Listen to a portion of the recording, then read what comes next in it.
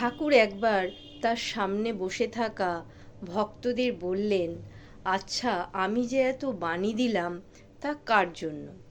কেউ বলল ভবিষ্যৎ মানুষের জন্য, আবার কেউ বলল আমাদের জন্য। ঠাকুর এই কথায় সন্তুষ্ট হতে পারলেন না। ঠিক সেই সময় শ্রী শ্রী বরদা উপস্থিত হওয়ায় ঠাকুর বরদাকে জিজ্ঞাসা করলেন, বড় খোকা, আমি যে এত বাণী দিলাম, লেখা হলো, তা কার জন্য? শ্রী শ্রী বরদা বললেন, আজ্ঞে আমার জন্য, আমার কাজে লাগবে। ঠাকুর সন্তুষ্ট হলেন। তাহলে একটা মানুষও পাওয়া গেল যে আমার কথা শুনে চলবে। আগের উত্তরগুলো ছিল যেন অর্থহীন, ব্যষ্টিকেন্দ্রিক করে দেখা নয়। আরও একটা ঘটনার কথা বলি। ঠাকুর বললেন, আমি পাবনা হিমায়তপুর যাব, তোমরা ব্যবস্থা করো, আমি এক্ষুনি যাব। সবাই বলতে লাগলো, তা কি করে হবে ঠাকুর, সেই পাবনা এখন বিদেশ, দেশ ভাগ হয়ে গেছে, ওটা এখন পূর্ব পাকিস্তানে। ওখানে যেতে গেলে পাসপোর্ট লাগবে, ভিসা লাগবে, পাসপোর্ট ভিসা করিয়ে তারপর যেতে হবে। তা করাতে তো সময় লাগবে।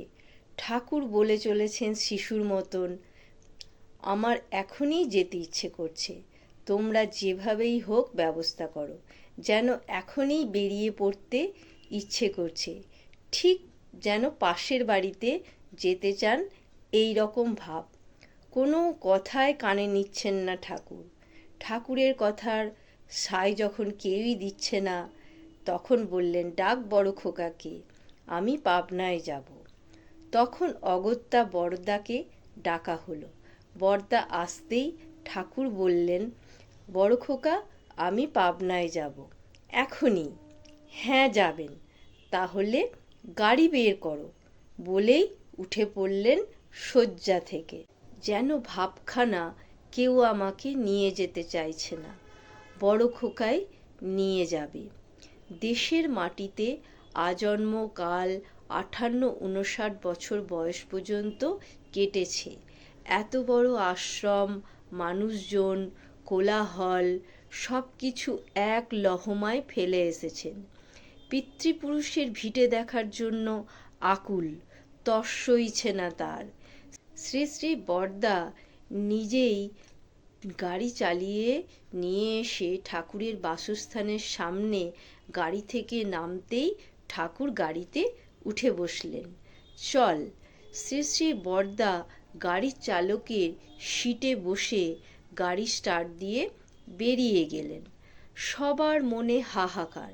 ঠাকুর যখন যা চেয়েছেন তাই করেছেন তড়িৎ গতিতে। সবাই ভাবতে লাগলো, বর্ডারে ঠাকুরকে যখন আটকে দেবে তখন ফিরে আসবেন। আমাদের কথা মানা শুনলেন না, অযথা হ্যারাসমেন্ট, হয়রানি হবে।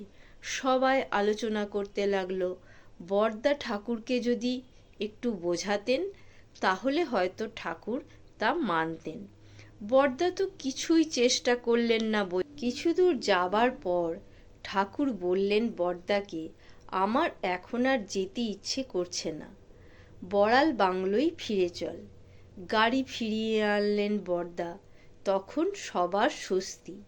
বরদাকে পরে ভক্তরা জিজ্ঞাসা করল, বরদা, ঠাকুর যদি সত্যিই ফিরে না আসতেন তাহলে আপনি কিভাবে ঠাকুরকে পাবনায় নিয়ে যেতেন?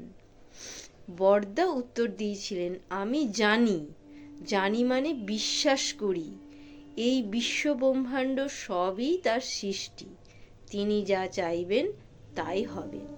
পাবনা যেতে চাইছেন, এ তো সামান্য ব্যবস্থা, তার ব্যবস্থা তিনিই করে রেখেছেন, এটা আমি অন্তর দিয়ে বিশ্বাস করি। আমাকে বলেছেন, আমার কাজ হলো তার কথা মতো কাজ করা, তাই গাড়ি নিয়ে বেরোলাম। অত শত আমি ভাবিই না। এই হলেন শ্রী শ্রী বরদা, তাই তিনি আচার্য। আচরণ করে যিনি দেখান তিনি আচার্য। জয় গুরু। আমি শ্রাবণী দাস, আমার এই ইষ্ট আলোচনা আপনাদের কেমন লাগছে সবাই আমাকে একটু কমেন্ট করে জানাবেন। জয় গুরু।